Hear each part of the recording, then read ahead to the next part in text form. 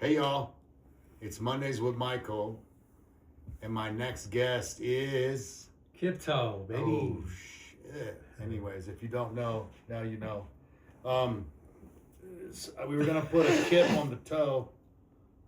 Anyways, I want to know about toes. I want to know about how did you put the kip in the toe? Just curious, yeah. I'm a huge superhero fan, a superhero nerd, and they always have these alter egos, right? Yeah. And graffiti culture and superheroes are like similar in terms of their alter ego-ness. Mm-hmm. And I was like, I need one of those. And I always liked the name Kip. I just thought it was a cool kind of cowboy name, and I wanted to fill it out to make it my own. And coming up with something that felt like a name, sounds like a name, I could write it on the wall and it could be mine. And eventually I came up with Kiptoe, and it stands for Kinetic Imagination Presented Through Our Experience. Well, what? Yeah.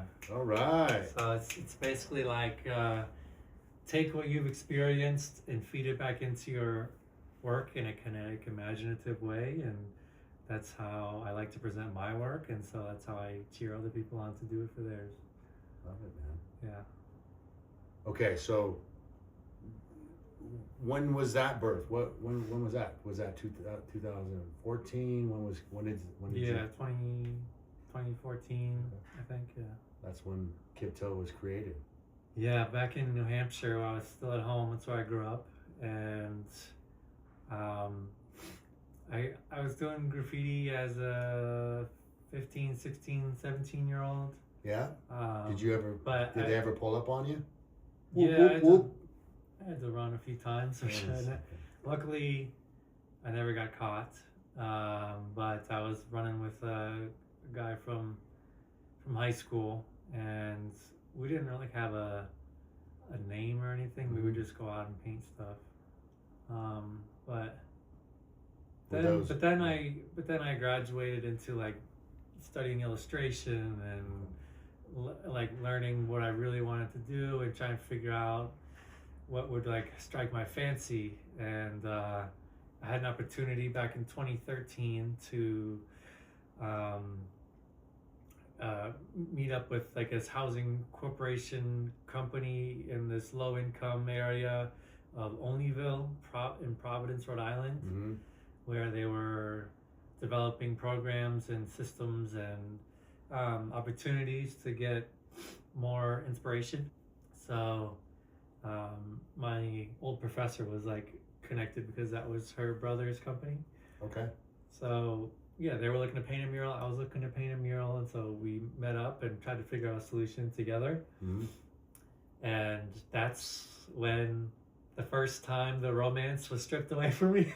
Because I realized how much bureaucracy and logistics and dynamics with many, many other people it takes to get a mural going. Mm-hmm. And I was like, okay, this is not for the faint of heart. This is like you have to wiggle your way in through a lot of different people to figure out to get permissions for the wall. And then we found this perfect spot in the middle of the city where it was like a roundabout, and it'll be a great location, lots of visibility. We got the permission from the building owner, but we didn't get permission from the lot owner to put a lift there. And there were these old curmudgeons who wouldn't budge even if we tried to pay them. And so they kept saying no, no, no. Mm-hmm. And so I was like, they kind of like were like, all right, well, I guess this isn't really going to work out. And I was like, well, the person who really wants to paint a mural the most is me, so I'm gonna figure it out. Okay. And so I went around looking for other walls, and there was a beautiful wall right across the street from the office that they were at, and it happened to be at like a local youth community center, and my mural was based on like a little kid with like two toy airplanes and a cape.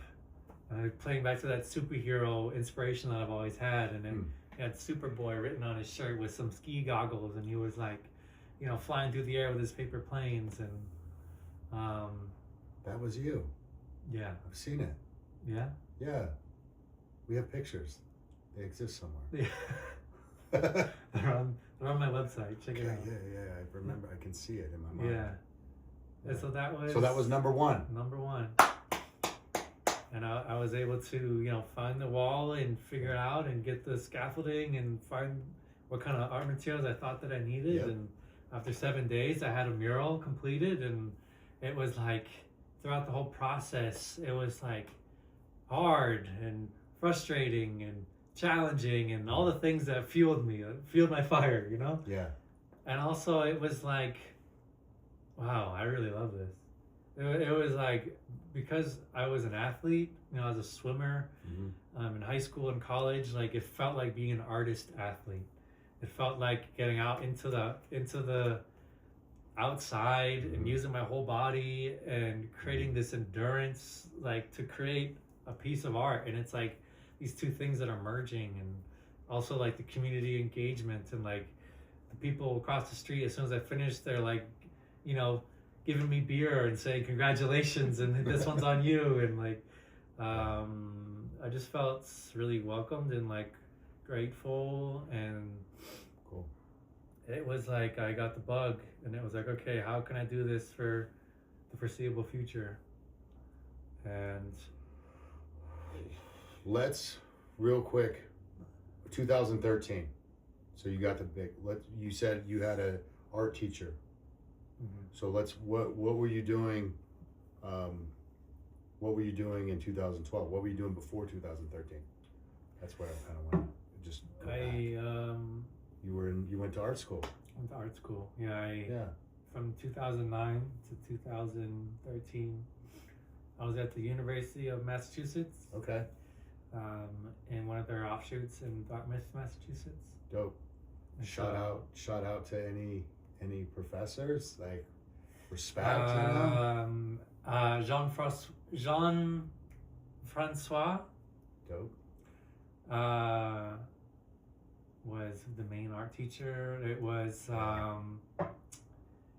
put me on the spot here. It was a long time ago. No, I know. No, it's been a while. No, shout out for sure. No, but those teachers, I have those teachers too. Yeah. Like they let you go creatively, and then they would support your vision, and then they let you run wild, and that's like, I think for me but they were very like thorough on process and techniques and composition, and then the storyline of what inspired you to do stuff. So this, like, these are all, that's why I was talking about that. Yeah. I agree. I think that's super important, and I think having those like mentor figures to bring us through those like learning steps is important. Yeah. But I also feel like sort of I don't know, this dynamic, especially in today's world, of spending tens of thousands of dollars to go to college when you can learn this stuff online for a fraction of the price and get out into the real world and learn real stuff, I think is probably the most valuable thing you can do. Yes. Because I remember going through art school and then getting out of art school, my learning curve went like this as soon as I graduated, getting into the real world. And special guest. Art school, totally. We have YouTube University now. We have all these tutorials. Like I learned how to do things on my car, like to change a starter on YouTube, and it took me like an hour to do it. But these are the tools that we have available for free, that anybody can do anything. All they need is take time and be curious to do so. So yeah, and for you have inspired a generation, right? Because of your videos, your channel, and you've kind of, I know there's a guy out there probably does similar work that you inspired, and a whole generation. So I get it. And some of these guys are autodidact, which means self-taught. They learn without going to school, but they have a community of artists, so forth. So I understand. Yeah. But tell me about I want to know about your young life when you had spray cans. You were using Krylon, standard tips.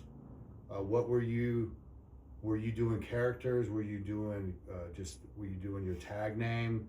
Kind of walk me through that, because I'm very interested in that, because that's a huge background that influenced you, because you were what was it, last year? No, it was 2 years ago.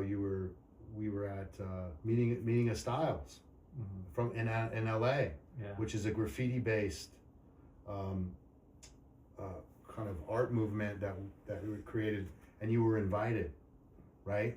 So from that to now to, I mean, it's like all coming back, right? Yeah, for sure. So tell us about that graffiti kind of lifestyle. Yeah, I mean, where I grew up, I didn't grow up in a big city or anything. I didn't grow up in having a lot of exposure to that kind of thing. It was kind of like just this sort of natural curiosity I had as a teenager, like sort of rebellious spirit, and to go out there and to paint, and I remember there was a few nights where we would just be painting whatever we wanted, and sometimes I'll be making stencils and I would do stencil work, or then we would just do throw ups, and we would have we had a tag team name called Oreo because he was half black, half Puerto Rican, and I'm white. Yeah. And we were driving to our first wall, and we're like, bro, what should we call ourselves? And he was like, Oreo. Love it, man. So we would do Oreo, and then he would do all sorts of caricatures, and then we would just pretty much every time we went out, we would paint different stuff. We weren't trying to make a name for ourselves. We weren't trying to get a name up. We were just trying to paint, experimenting, and be rebels in the night, and have that sort of lifestyle, that the freedom, the independence, where and nobody's telling you what to do, and you can do whatever you want kind of mentality. Yeah, but and just for me, it's creative freedom in a sense. Yeah. Yeah. Like when you see a wall, you're like, I'm gonna paint that wall, right? Yeah, it's definitely there is a sort of tribal sort of essence to it, where you're doing it with your crew, you're with your homie, and it's like this bonding experience, especially as a young person growing into yourself, having that bonding experience and that sort of rebellious, sort of tenacious attitude where you feel invincible, or you feel like you want to get into trouble, and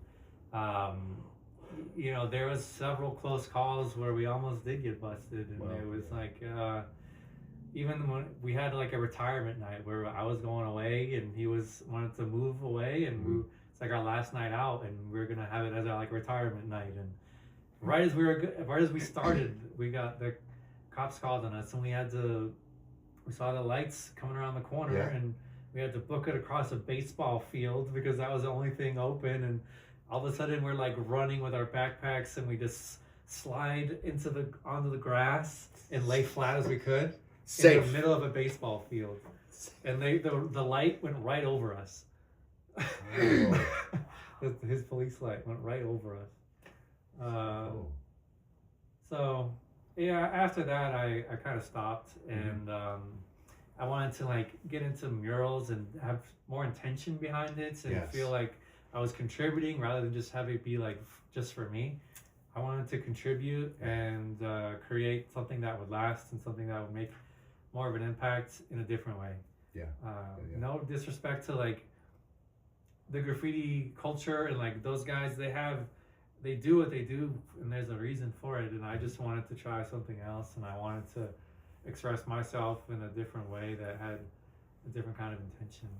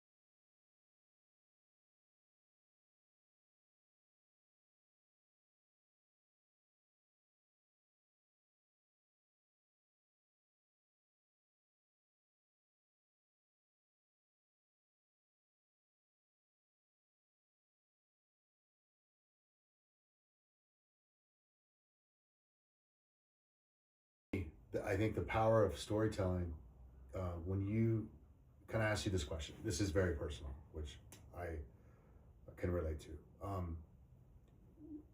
When you create something that you have connection to, that you've created, and you watch it, and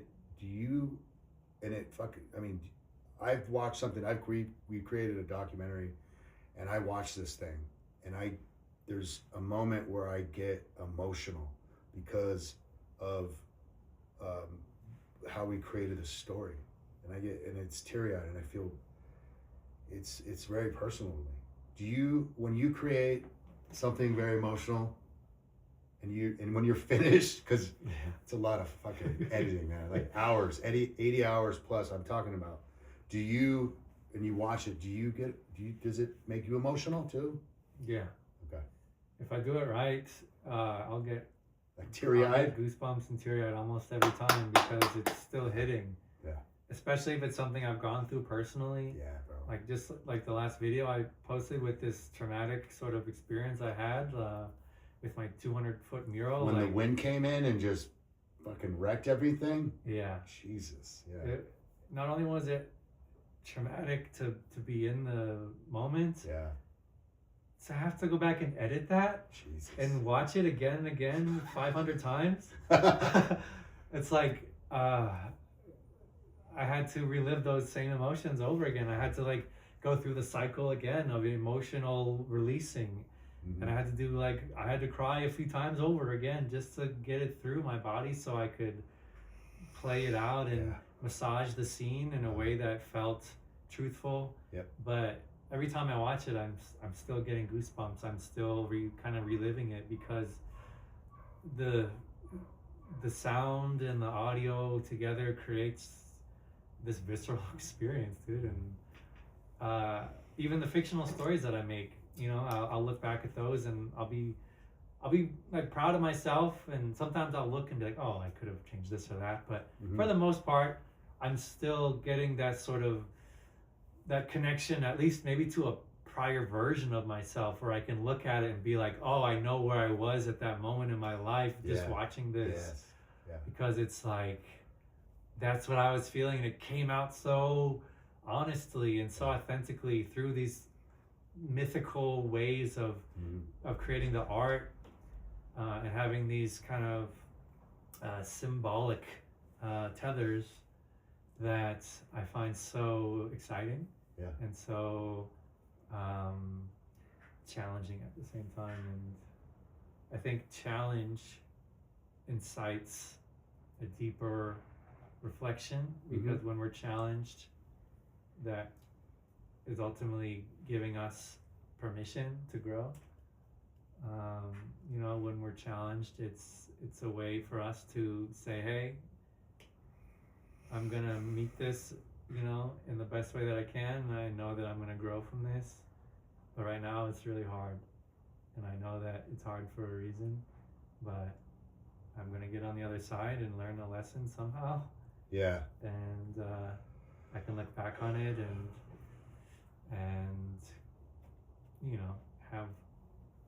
have those notches on your belt. And question for you. I know we're looking in the mirror at yourself. I know, like, really studying yourself and pulling out things, really investigating who you are. Kiptoe looking in the mirror. Like I've looked in the mirror. I don't know if you do this, it's a good practice. Like, you just literally stare in the mirror and you ask yourself questions, and you just really look in your eyes, and literally I begin to cry, because it's fucking, and you're looking at your soul, and then you're like, what do you want? And this, for me, I think this reflection, diving deep, understanding who Kiptoe is, who Michael Che Romero is, understanding who we are, helps us not only with our artwork, but it makes us better human beings. It helps us connect to humanity better, connect to each other better, and we create amazing things comparatively to where we were just to be badass. So that maturity to the young artist, being badass is fucking great. You're talking about big energy, you know, but the reality is that for me can only last so long, really, because I think people want more. They want connection. And how you build connection is you have to pull this trauma from, like, you got to pull trauma, you got to understand what it is. And that's fucking hard. Like, people don't understand. I've had friends who can't look in the mirror. It's hard for them, still to this day.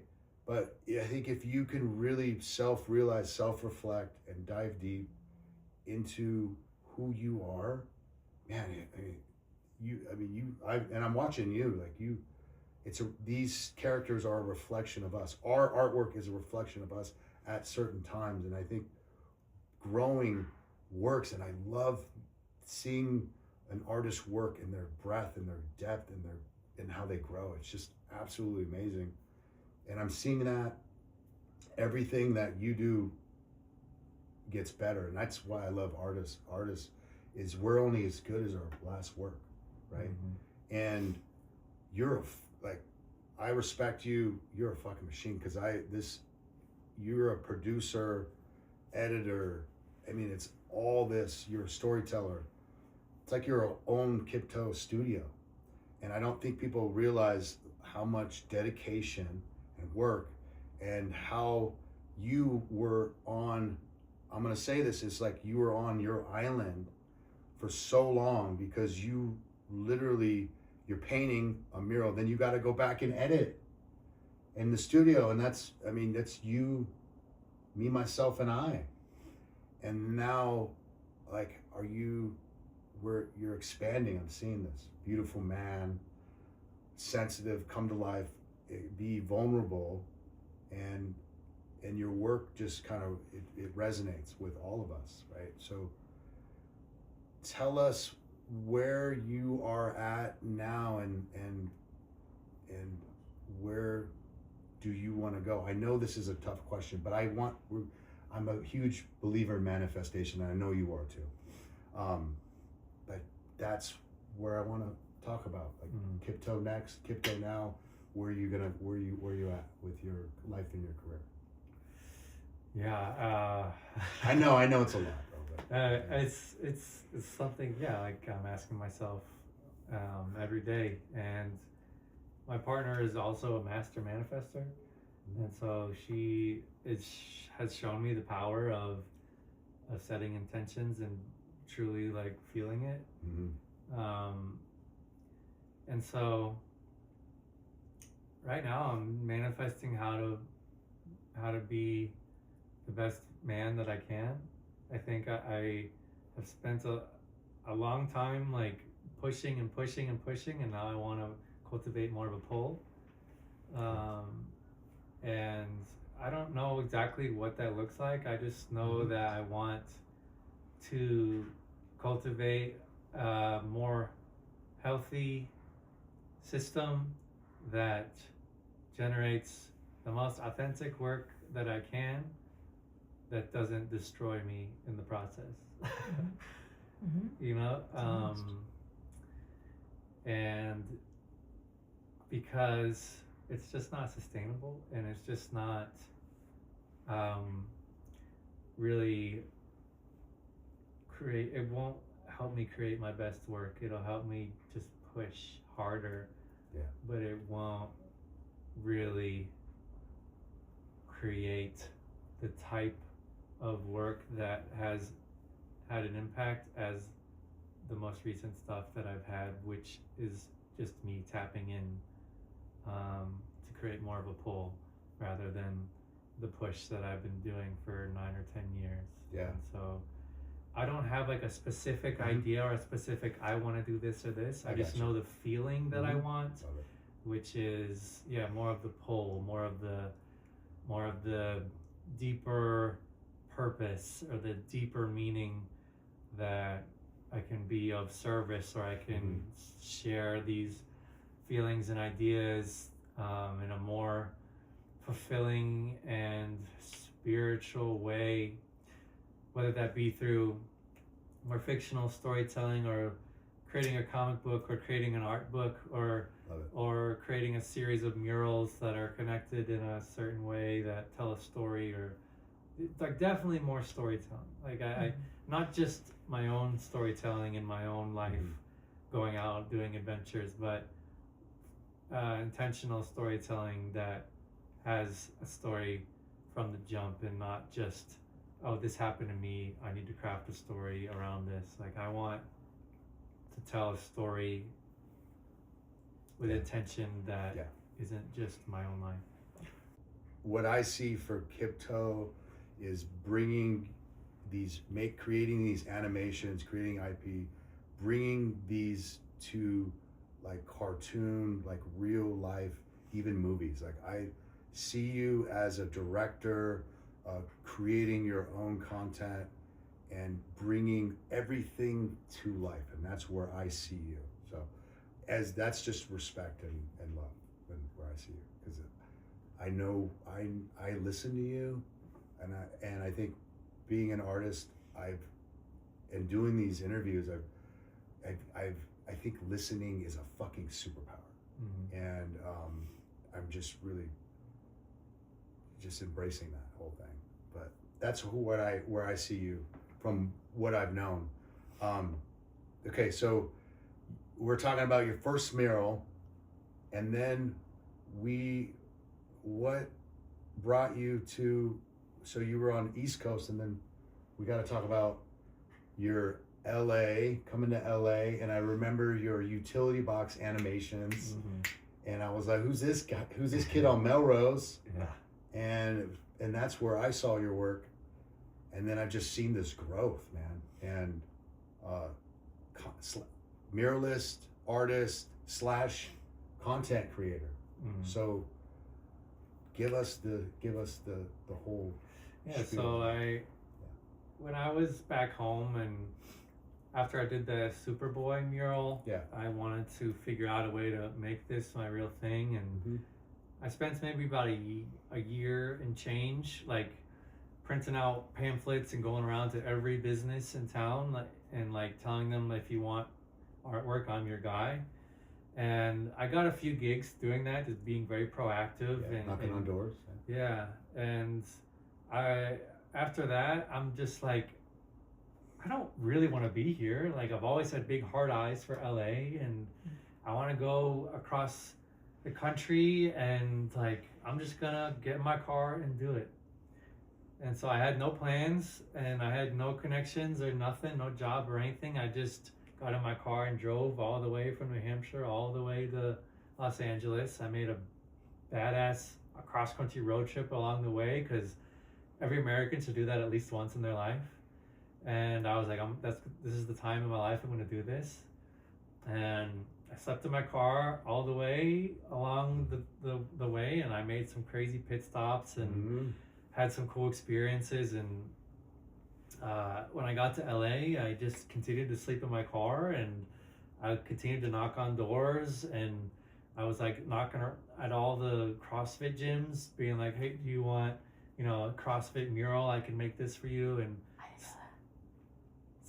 still being proactive, but none of those came through. And after a while, it was like maybe 3.5 months or so of trying to do that, and I had a couple gigs here and there through some friends that I had made along the way. Right. Shout out Levi Ponce, my very first friend in Los Angeles and a mentor of mine. And he saw the potential in me, and he brought me on board to his Venice beach wall that he was painting. All the faces. Yeah, all the faces. Yeah. Because I went to Venice Beach the first time in my life, because I was like, oh, I'm gonna go check it out. And I walked by this guy painting this huge beachside building with all these faces on it, and I just introduced myself, said, hey bro, I'm a painter too, this looks dope. And I gave him my card, which had one of my illustrations on it. He goes, oh, sick, I like this. Why don't you meet me for a beer when I'm done later? And I was like, okay, great. So I hung out at the beach all day and saw some sea lions and some pelicans, and I was like, got a slice of pizza and 5 o'clock rolled around. I met him at the bar, and we shot the shit for, an hour and a half. And I told him what I was doing, and he invited me back to his place that same night, and we had to stop on the way home and convince his girlfriend that it was okay, that I wasn't gonna kill him. Who's this kid? I just picked this kid up. Yeah. In Venice. He's sleeping in his car. He's gonna sleep on my couch. And so I mean, that guy. That's dope, he's dude. He's just got a generous heart, and he had a lot of. He built his own mural mile in Pacoima, and he had his own aura to him, and so he put me onto his project for a week in Venice, and I started, a weekend of being in LA, I was already getting paid to paint murals. Dope, man. And so then, I was trying to find my own work, and I said, I don't care. I got a job washing dishes, and I was sleeping in my car, and I was driving around town, and I'm like, I don't care about getting paid anymore. I'm just gonna paint my Kiptoe shit, and people are gonna see what's up. I'm gonna express myself, and that's all it was more important for me to show the world what I could do than a paycheck. And so I supported myself by washing dishes, and then I found a spot in North Hollywood at the back of Circus Liquor, that famous shop where Snoop Dogg shot his music video with the big clown. And I was in the alleyway there, and I knocked on their door after 100 other doors said no. And I said, hey, I'm an artist in town, and I want to make some beautiful art on your building for free. What do you think? And they said, hold on. This guy wants to paint a mural on the side for free. Yeah, we don't care. So I turned that I don't care into a rocket ship. Let's go. And my first mural in LA was on the side of Circus Liquor. It's got these knights and polar bears and this medieval sort of surrealistic fantasy thing to it. And I was up all night in a coffee shop in Koreatown at a 24-hour shop drawing up the concept of what I wanted to do. And then I would be sleeping in my car. I'd wake up, I'd go to the wall, paint all day from about 8 until 3 or 4 in the afternoon, pack up my stuff, drive across the valley, go wash dishes from 5 to 1 in the morning, and then sleep in my car and do it again. How long did you do that for?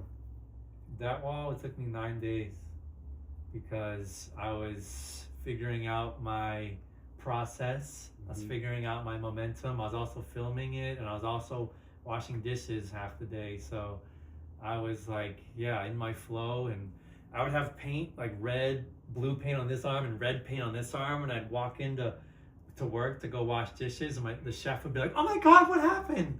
I'd be like, no, it's just paint. And they'd be like, oh, Jesus. And, oh, man. Okay. Yeah, and I was really hustling. And I spent about 6 months sleeping in my car, and I did 2 or 3 murals in that time, and the other one is on Pico Boulevard in Midtown,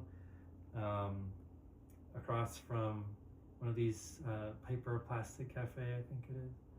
And that one is called the Deadbeat Trio. It's got the orange with the 3 guys playing their drums and their instruments, and I was I don't know, I just remember feeling there was this particular Kiptoe vision and style that was coming out of me, that I was channeling, that I wanted it to feel and look like. And I hadn't really painted like that before. I had a couple paintings at home that I had done like that, but this new interpretation and this new coming across country and really involving this new Kiptoe persona and this style and this particular kind of surrealism that I wanted to play with, it's just coming out of me, and I wanted to make my stamp and create a visual language that would speak to me. And so then I got the ball rolling. In 2015 was half of that was 2015. The other half was I was doing other stuff, and that first mural I did in North Hollywood on the side there on Circus Liquor. I was making YouTube videos. That was my started my channel, and I made YouTube videos so that I could get more eyes on my work to get more murals. Mm-hmm. And that's exactly what happened, because a few months later, I got an email from someone reaching out saying they were opening up a co-working space in North Hollywood, and they wanted me to paint my Kiptoe work in their space. Dope. It wasn't like, hey, you're really great with a paintbrush. Can you do this gymnastics mural for my kids' space? Or, hey, can you do a New Hampshire themed cool thing in my restaurant?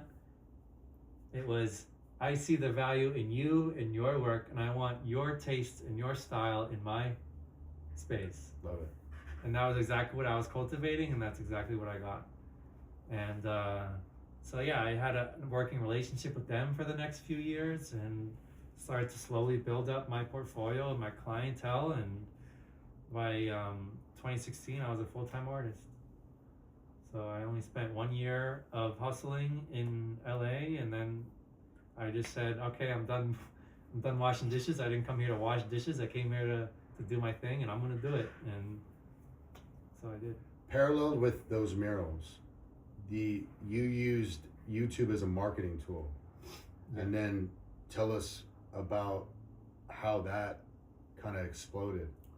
Well, it never really exploded. It was a very long, slow, painful burn, you know? So people who are starting YouTube channels, it's content, creative. Yeah.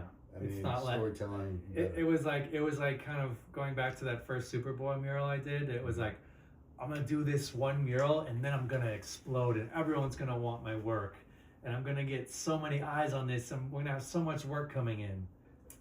No one cared. No one gave a flying fuck about my single mural that I did. Like, you have to create a portfolio and a body of work, and then people start to notice you.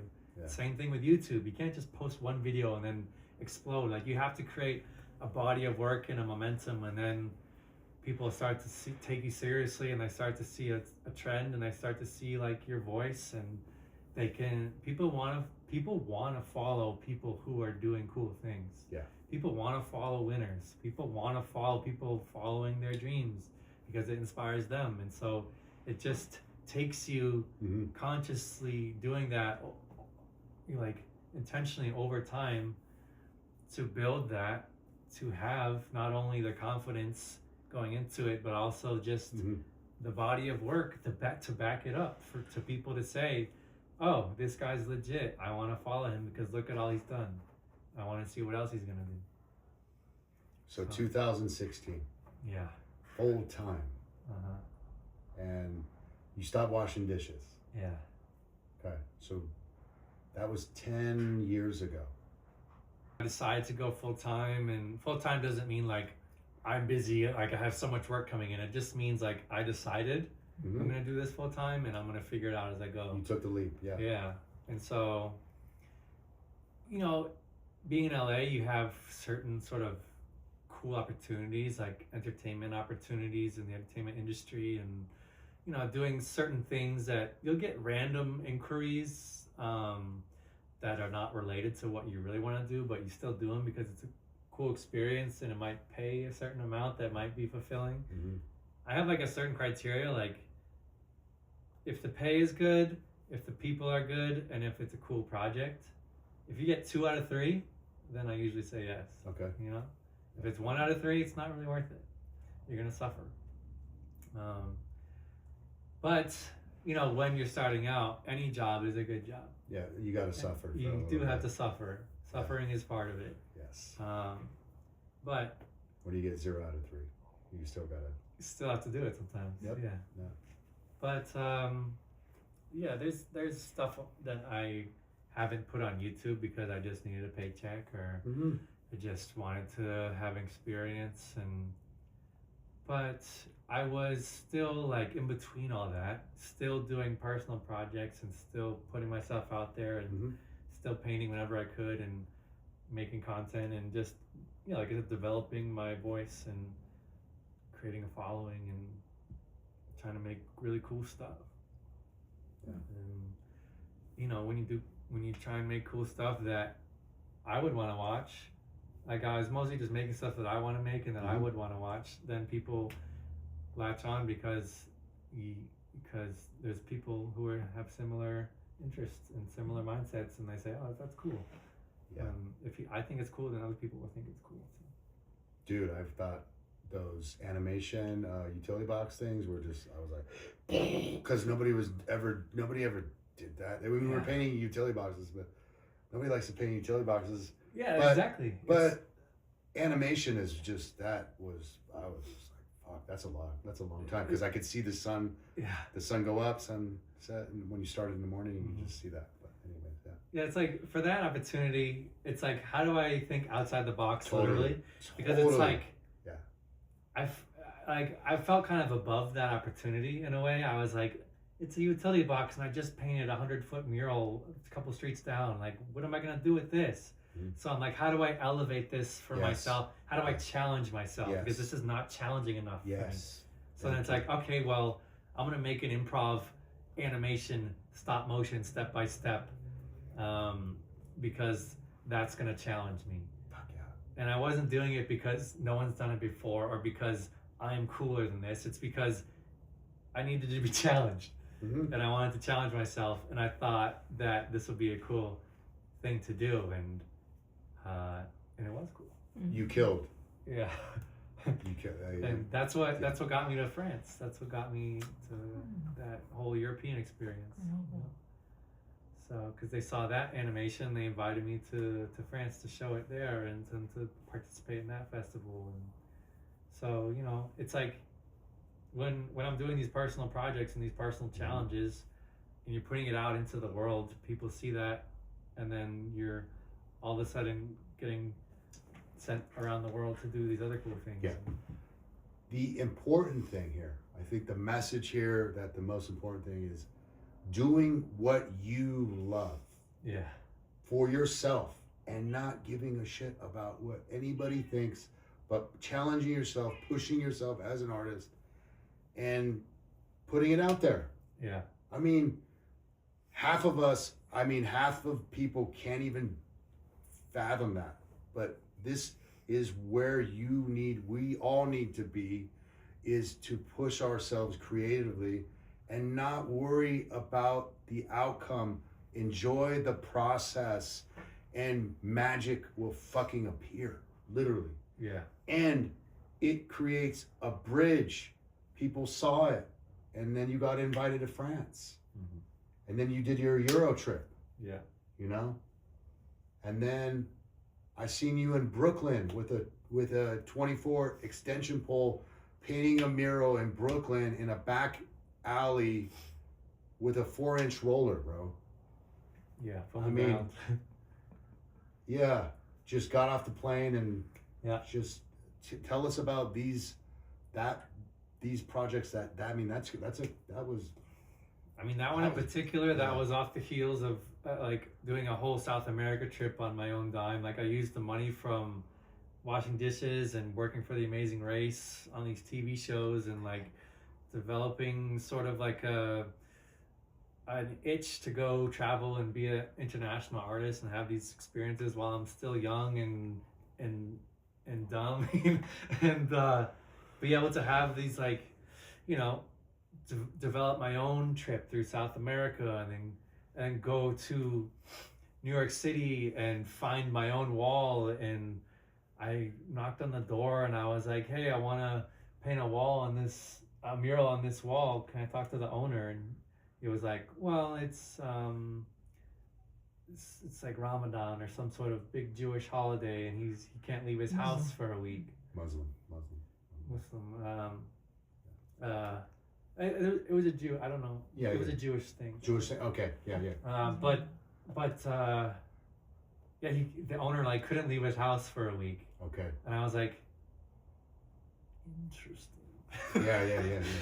So then I went to Home Depot, got all this paint and a 24-foot pole, and I'm painting the side of the building for 3 days straight. And it was a run-up. I didn't have permission for that thing, and I like, the only issue I had was the grocery store next door. The guy running the carts, he was like, hey, you can't be just painting here. I'm like, oh, I'm doing a cool mural like this. I showed him like a sketch I had on my phone. He's like, oh, you're an artist. Hell yeah. I can't wait to see, bro.